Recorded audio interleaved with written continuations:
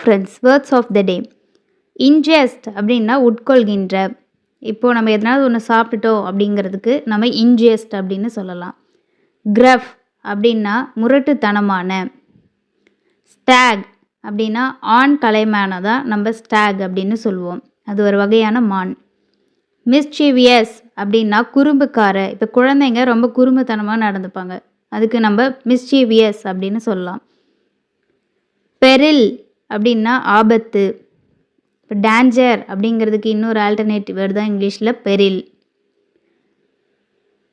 Hospice அப்படின்னா இப்போது உடம்பு நோய் இருக்கிறவங்க கடைசி காலத்தில் முடியாதப்போ முதியோர் இல்லம் மாதிரி இருக்கிற இல்லத்தில் போய் சேர்றது ஒரு இடத்துக்கு பேர் தான் ஹாஸ்பைஸ்.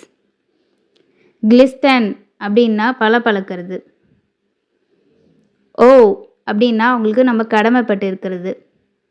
ரெச் அப்படின்னா குமட்டல்.